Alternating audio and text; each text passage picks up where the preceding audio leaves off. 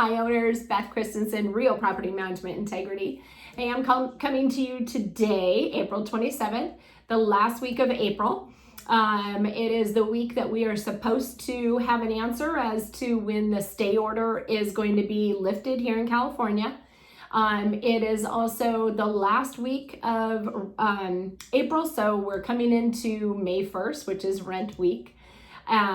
We're not sure at this point as to how May is going to look for rents. I can tell you we've had a lot of tenant conversations this month in April about how they receive their unemployment benefits, what their thoughts are. We have seen more layoffs, so I'm anticipating a little lighter May as far as the amount of tenants that pay than we did in April. We again will contact you immediately once your tenant has paid, just so that you have that knowledge and a little bit of comfort. The big thing I want to talk to you about is on May 3rd, California State is getting together their legislature in Sacramento, and they are going to be discussing AB 828, which is a rent reduction bill. California Association of Realtors, California Association of Apartment Owners, Apartment Owners Association, and National Association of Residential Property Managers are all lobbying right now to combat this bill. Basically, what this bill is stating is it will be a forced 25% reduction in rents. And a little bit of background about it is the Judicial Council of California has halted all the eviction lawsuits, and we talked about that earlier, across the whole state. And so many local governments are coming in and trying to enact their own local ordinances, such as Riverside City saying that we cannot evict anybody for 6 months due to them not paying for COVID-related rent reductions. So if they hadn't been paying rent in March, or if they hadn't been paying rent previously, we can go forth with the eviction. But if they didn't pay rent in March or April and May because of the COVID, then we cannot do an eviction.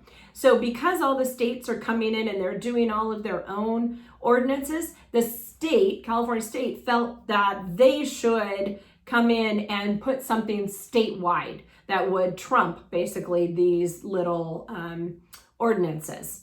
So it is unconstitutional. We have discussed this many times to many owners.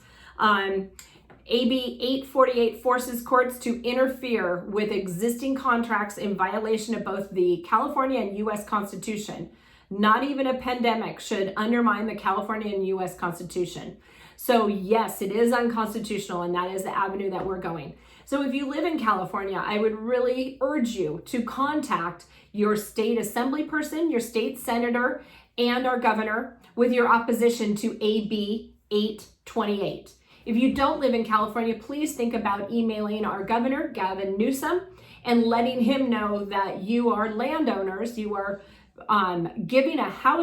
you are providing housing to people in California who cannot afford to buy housing, and therefore you really reject this because of your particular situation, whether this is your retirement money or not. I mean, it really doesn't matter as far as you are providing a service in California, and you shouldn't be penalized for that. So I want to reach out to you and let you know, please, please, please contact the local government and put in your opposition to this. Also, I just want to talk to you a little bit about what we've been saying to the tenants. We've been letting the tenants know that they do have to pay rent, that it is not a forbearance. But what they're hearing on TV is that they don't have to pay rent.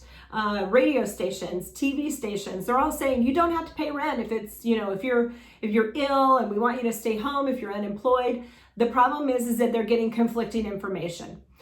So we are doing our best to educate the tenants as to what the law says, that they do have to pay rent, that we can evict them, what an eviction looks like, and what's going to happen to their credit because they're going to owe so much money after the fact. We're also contacting the tenants and letting them know that we want them to replace their air filters immediately. I think you remember last year we implemented a filter program where we mail the filters to the tenants.